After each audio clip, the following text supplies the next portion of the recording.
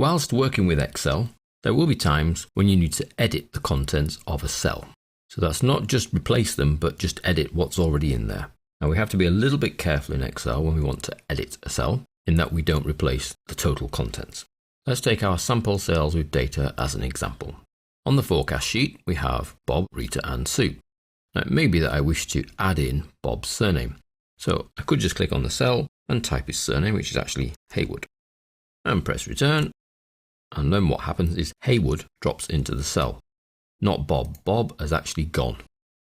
So if we go back, because we just clicked on the cell and started typing, as we mentioned before, when entering data, the data sits above the cell until you press enter or tab or click the little tick, and then that data drops in. So if you're editing the contents of a cell, you cannot just click on and start typing and then return, because that will replace the cell contents. If you want to add to the cell contents or augment the cell contents, then we need to actually get into the cell. So to get into the cell, we can either double click, and that will take us in. You can see the cursor is then in the cell, and I can add his surname. And then I press return. It then says Bob Hayward. So let's go back. There are a number of ways of getting into the cell. So we've seen double click works. We could select the cell and then go up to the formula bar at the top and click in to the formula bar. And then you can space and type his surname. Or we can again click on the cell, and then to get in, there is a keyboard shortcut of F2. And that drops you into the cell. So we're into Bob's cell. Let's add his surname.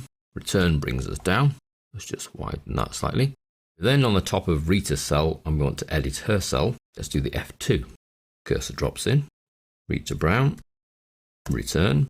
Brings me down to Sue's cell. Let's add her surname up here. Sue Green. And again, I could press return, or I can click the little tick.